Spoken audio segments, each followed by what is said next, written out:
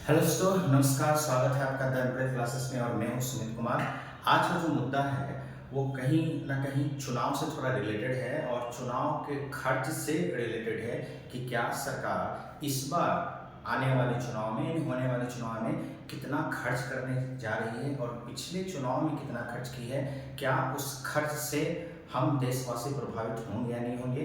क्या वो जितना खर्च उधर की तरफ हो रहा है, चुनाव में हो रहा है, क्या वो खर्च हमारे छात्रों के लिए या हम देशवासियों के लिए इस्तेमाल हो सकता है या नहीं हो सकता है, कुछ थोड़ा बहुत कंपेयर हम लोग करेंगे। पूरा ये किसी भी प्रकार से कोई राजनीतिक पार्टी या किसी राजनीतिक दल को लेकर के मैं बात नहीं करूंगा। बस एक चुनाव खर्च से संबंधित बातें होगी कि क्या अगर एक राष्ट्र एक चुनाव वाली प्रणाली अगर शुरू हो जाती है तो क्या इन खर्चों से बचा जा सकता है या नहीं। देखिए, यहाँ पे आप लोग कुछ हेडलाइन पढ़ रहे होंगे कि 2019 लोकसभा चुनाव में खर्च 60,000 करोड़ के आसपास में था। ठीक है, तो क्या इस बार के जो चुनाव होने वाले हैं उसमें खर्च का कुछ अनुमान है? तो देखिए, ऊपर मैंने लिखा है कि सीएमएस के अनुसार जो है 2024 के लोकसभा चुनाव में 1.20 लाख यानी लगभग जो है 1,20,000 करोड़ का खर्च होने वाला है। ये लगभग 1.25 लाख इसको मान करके चले, हो सकता है ये आंकड़ा पार भी चला जाए। अच्छा, ये आंकड़ा जो है ये कहीं ना कहीं एक लिस्टेड आंकड़ा है, ये रजिस्टर्ड है। अनरजिस्टर्ड आंकड़ा तो अभी देखा ही नहीं गया है। अगर उसको हम ऐड कर दें तो इस साल का खर्च हो सकता है कि 3 लाख, 4 लाख, 5 लाख तक भी हो जाए। 3 लाख, 4 लाख, 5 लाख रुपए नहीं, 3, 4, 5 लाख करोड़ बोल रहे हैं, उतना खर्च हो सकता है। ठीक है, तो सबसे पहले इसका ना हम लोग कुछ एक जो रजिस्टर्ड है, जो चुनाव आयोग कहता है कि एक प्रत्याशी कितना खर्च कर सकता है और एक राजनीतिक दल कितना खर्च कर सकता है, उस आंकड़े को हम लोग देख लेते हैं। फिर इस पर और हम लोग निष्कर्ष के रूप में हम लोग बात करेंगे। ठीक है, तो चलिए यहाँ पे हम लोग देखते हैं कुछ आंकड़ा को। ठीक है, सबसे पहले ये देख लेते हैं खर्च की सीमा। देखिए, खर्च की सीमा अगर आप यहाँ पे देख रहे हैं तो जो राजनीतिक दल है, राजनीतिक दल के खर्च के लिए कोई सीमा नहीं है। जैसे मान लीजिए बीजेपी है, कांग्रेस है, तो इन लोग के लिए कोई सीमा नहीं है। ठीक है, ये चाहे जितना भी चाहे उतना खर्च कर सकते हैं, इनके लिए कोई सीमा नहीं रखा गया है।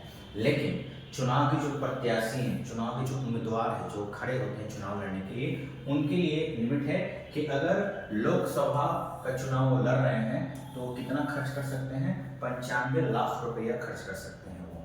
ठीक है, यानी लगभग 1 करोड़ के पास जा रहे हैं आंकड़ा। अगर विधानसभा का चुनाव हो रहा है तो प्रत्याशी के लिए कितना है? 40 लाख रुपया का आंकड़ा है कि 40 लाख तक रुपया खर्च कर सकते हैं। ठीक है, उसी प्रकार से देखिए छोटे राज्यों के लिए, ये जो है ये बड़े राज्यों के लिए है। जैसे जो बड़े बड़े राज्य हैं, उत्तर प्रदेश हो गया, ठीक है, यहाँ तक कि आपका एक दिल्ली में भी हो गया, वहाँ पर भी हो सकता है, या हमारा बिहार भी हो गया। तो जो बड़े बड़े राज्य हैं उनके लिए, छोटे छोटे राज्यों के लिए क्या है कि अगर उनमें लोकसभा के प्रत्याशी हैं, अगर लोकसभा का चुनाव कोई लड़ रहा है तो उसका लिमिट 75 लाख रखा गया है। और जो विधानसभा के प्रत्याशी हैं उनके लिए लिमिट कितना रखा गया है? 28 लाख रुपया रखा गया है।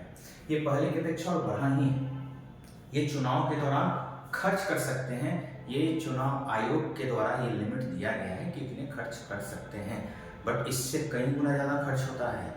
ठीक है, क्योंकि होता क्या है कि चुनाव का प्रचार प्रसार करना है, पंपलेट वगैरह छपवाना है, हैंडबिल छपवाना है, पोस्टर लगवाना है, कितना प्रमोशन वगैरह होता है कि जैसे आजकल कुछ कलाकार वगैरह लोग हैं वो जाते हैं चुनाव का प्रचार प्रसार करते हैं, उनको भी खर्च होता है। यहाँ तक कि डायरेक्ट हाथ में पैसे भी दिए जाते हैं, जो वोटर्स होते हैं उनको भी डायरेक्ट पैसा दिया जाता है चुनाव के लिए, भाई आप हमें वोट दीजिए, हमें वोट दीजिए।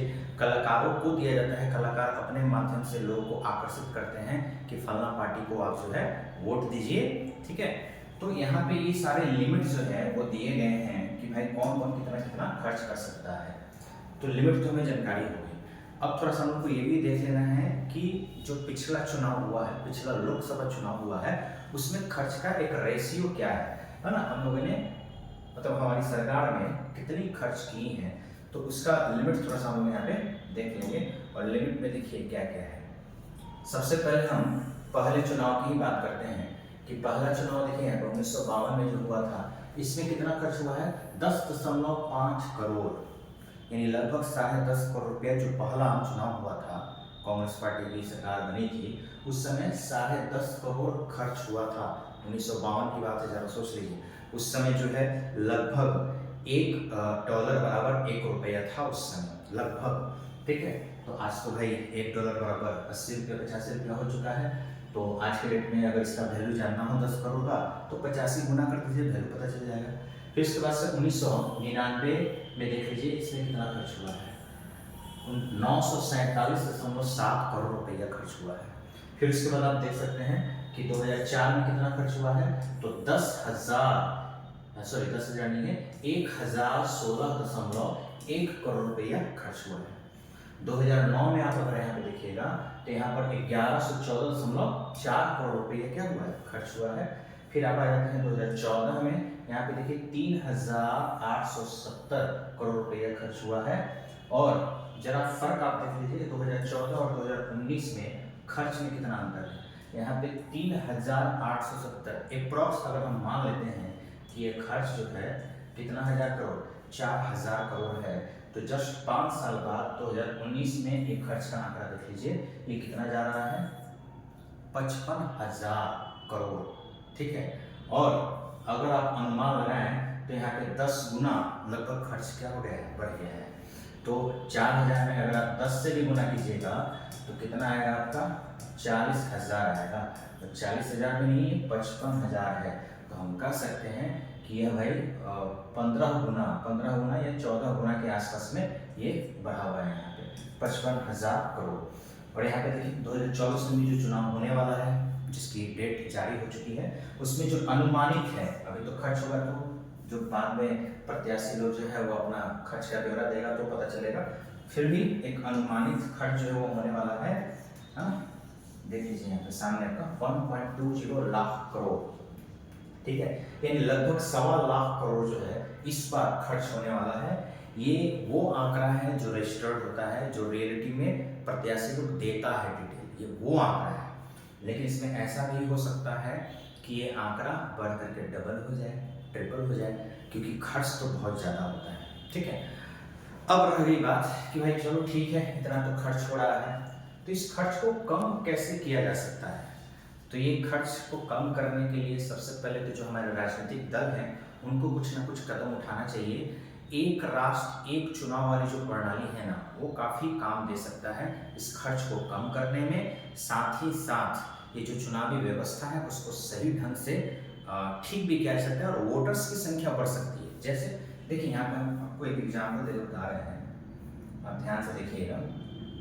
जैसे देखिए ये वाला एरिया देखिए, यहाँ पे आपको दिख रहा होगा कि जो आसपास में ये सब पेड़ पौधे दिख रहे हैं, बीच में यहाँ पे ये नदी टाइप का दिख रहा है। एक व्यक्ति जो है नाव लिए हुए है और इस नाव को खेते हुए आगे बढ़ रहा है। इस नाव पे काफ़ी सारे वोटिंग मशीन होते हैं या चुनाव से संबंधित जो भी यंत्र लगने वाले हैं वो सब इस पे होते हैं और रख करके ले जाया जाता है इसको कहीं दूर, जहाँ पे बूथ होता है, लोग वोट देने के लिए आते हैं। उस बूथ पे जहाँ पे मतदान केंद्र उसको बोलते हैं, मतदान केंद्र पे लोग वोट देने जाते हैं। तो वहाँ पे फैसिलिटी सारी हो, इस चीज़ के लिए नाव की व्यवस्था की जाती है, क्योंकि वहाँ पे गाड़ियों का फैसिलिटी नहीं है। जैसे आप वही देख लीजिए कि जो मैंग्रोव फॉरेस्ट वाला इलाका है, उस इलाके में तो भाई बहुत कठिन तरीके से वहाँ पे सामान को पहुँचाना होता है और लगभग एक व्यक्ति पे खर्च वहाँ 700-800 रुपये पड़ जाता है एक वोटर्स पे। और उस वाले एरिया में अगर आप देखिएगा तो वहाँ पे लगभग 60-70% तो लोग ऐसे हैं कि उनका पर डे का इनकम ही 250 रुपया है। तो इनकम 250 रुपये और चुनाव के लिए खर्च किए जा रहे हैं कितने, 700 रुपये खर्च किए जा रहे हैं एक व्यक्ति पर। तो आखिर कैसे इसको ठीक किया जा सकता है, क्या इसका कोई इलाज नहीं है? तो इलाज तो है। और इलाज क्या है, तो वही हम कह सकते हैं भाई एक राष्ट्र एक चुनाव, है ना। इलाज यही हो सकता है भैया, एक राष्ट्र एक चुनाव। क्या बेनिफिट हो सकता है इससे?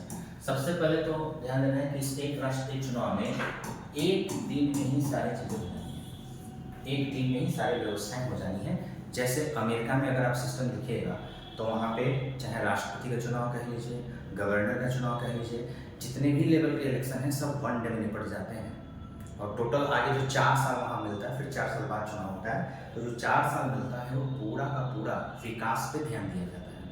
हमारे यहाँ देख लीजिए हमारे यहाँ पे अभी इस साल लोकसभा चुनाव है, तो अगले साल जो है बिहार के विधानसभा चुनाव आ जाएंगे, फिर उसके अगले साल किसी और राज्य का चुनाव आ जाएगा, फिर किसी वार्ड पार्षद का चुनाव हो जाएगा, मुखिया का चुनाव हो जाएगा, पैक्स का चुनाव हो जाएगा। तो जब 5 साल अगर नेता चुनाव में ही व्यस्त रहेंगे तो देश का विकास कब होगा? ठीक है।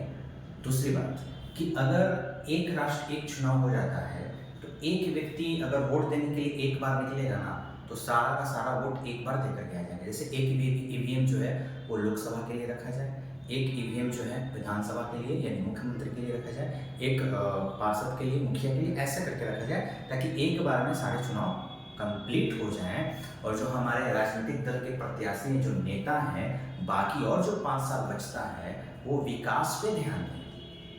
अभी तो सारा ध्यान तो फिर चुनाव पे चला जाता है। अब बताइए अभी कौन सा विकास का कार्य होगा? तो सब तो चुनाव में लगे होंगे। जैसे ही इलेक्शन खत्म होगा फिर सारी पार्टियां लग जाएंगी बिहार के विधानसभा चुनाव में, उसके तैयारी में लग जाएंगी। तो कहीं ना कहीं जो है टाइम तो वेस्ट हो रहा है।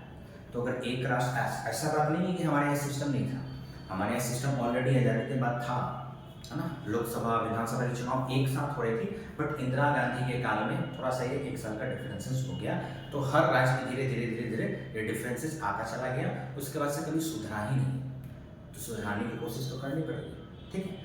कहीं ना कहीं ये जो खर्चा है आप देख लीजिए कि यहाँ पे जो खर्च हो रहा है 1.5 लाख करोड़। अच्छा, ये भी एक अनुमान लगाया गया है CMS द्वारा कि अगर आप लोकसभा, विधानसभा, मुखिया, पार्षद, इस सबका चुनाव अगर मिला दिया जाए तो लगभग इस चुनाव में एक बार में 10 लाख करोड़ रुपए की खर्च होती है। 10 लाख करोड़। और ये 10 लाख करोड़ जो अमाउंट है, ये जो आंख से दिख रहा है वो अमाउंट है, और जो आंख से नहीं दिखता है वो आप भी जानते हैं। कई कई प्रत्याशी को तो मैंने देखा है कि अगर वो मोटरसाइकिल छाप से हैं तो उन्होंने मोटरसाइकिल बनवा दिया, साइकिल छाप से हैं तो उन्होंने साइकिल बनवा दिया। उसमें खर्च होता है या नहीं होता है? ये पैसे आ कहाँ से रहे हैं? ये आपको पूछना होगा उनसे कि भाई अपना तो बैंक अकाउंट दिखाओ, ये पैसे आ कहाँ से रहे हैं। जब हमारे बैंक अकाउंट में एक्स्ट्रा पैसा आता है तो हमारे यहाँ इनकम टैक्स के छापे पड़ने लगते हैं, नोटिस आने लगता है। तो जब हमारे बही, खाता, बैंक अकाउंट, इन सब का डिटेल्स आपके पास है, आपने हमारा पैन कार्ड बनवा के रखा है, आपने हमारा आधार कार्ड बनवा के रखा है, तो फिर आपका डिटेल्स कौन देगा? ये भी तो हमारा हक है, जनता का हक है कि उनका डिटेल्स जाने। एक बार जो है सरकार क्या करती है कि जनवरी के अंतिम दिन 31 जनवरी को आर्थिक सर्वेक्षण निकाल देती है। उस आर्थिक सर्वेक्षण में बताती है कि मैंने ये किया। भाई आपने बता दिया किया, लेकिन उसका डिटेल्स, खर्च का ब्यौरा, ये सारी चीज़ें तो जनता नहीं देख पा रही है। और जनता देखेगी भी कैसे?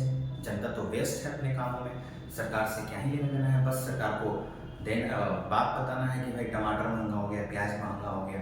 लेकिन सबसे बड़ी गलती जनता में ही है। सरकार को तो छोड़िए, जो भी सरकार आएगी वो तो अपने हिसाब से ठीक है, लेकिन चुनना किसको है? सरकार को, जनता को चुनना है। और जनता जब छोटा से छोटा चीज़ खरीदती है ना, तो उसमें उंगली कर करके देखती है कि सही है या नहीं है। मामूली सा एक जूता हम लोग परचेज करते हैं तो 10 बार मापते हैं तो एक जूता लेते हैं, लेकिन कहीं ना कहीं 5 साल के लिए जो हम सरकार चुन रहे हैं, जो हमारे भविष्य के लिए है, क्या उसको हम जांच परख नहीं करेंगे? क्या उसको हम नहीं जांचेंगे? हमारी सरकार कैसी है, कहाँ से खर्च कर रही है इतना पैसा? ये इलेक्टोरल बॉन्ड क्या है? जब तक चुनावी बॉन्ड कोई परचेज नहीं करेगा उसका चंदा नहीं लिया जाएगा। तो ये सारा सिस्टम है, कहीं ना कहीं जो है लोगों को थोड़ा सा जागरूक तो होना पड़ेगा इससे। ठीक है। अब एक बात ये भी है, जरा आप बताइए, पूरे भारत देश में जो चुनाव होता है लगभग 100 करोड़ लोग मतदाता हैं, मतलब 140-45 करोड़ के आसपास आबादी है, लेकिन 100 करोड़ लोग वोट देने वाले हैं। और टोटल भारत देश में 10 लाख बूथ है, 10 लाख मतदान केंद्र हैं, और उस 10 लाख मतदान केंद्र पे चुनाव पूरी तरह से निष्पक्ष हो जाता है, एकदम क्लियर, एकदम क्लीन। सरकार गारंटी देती है कि क्लीन जो है वोटिंग हुआ है। तो जब इतना पूरे भारत देश में सारा चीज़ कंट्रोल हो जा रहा है, तो हम छात्रों का जो परीक्षा होता है वो कंट्रोल क्यों नहीं होता है? हमारी परीक्षाएं कैंसिल क्यों हो जाती हैं? हमारी परीक्षाएं रद्द क्यों हो जाती हैं? हमारी परीक्षाओं में धांधली कैसे हो सकता है? क्या आप इसको क्लीन नहीं करवा सकते हैं? क्या आप इसको निष्पक्ष नहीं करवा सकते हैं? जब पूरे भारत देश में इतना बड़ा इलेक्शन हो सकता है निष्पक्ष तरीके से, सरकार गारंटी लेती है, तो हमारे एग्जाम को लेकर के गारंटी क्यों नहीं देती है? तो इन सब बातों पे अगर सोचना है तो कौन सोच सकता है? जनता ही सोच सकती है ना। सरकार क्या करेगी? सरकार तो भाई जनता को वो पंख काटती है और छोटा छोटा दाना खिलाती रहती है कि भाई बस तुम जिंदा रहो, उड़ने की कोशिश मत करो, उड़ोगे पंख काट देंगे।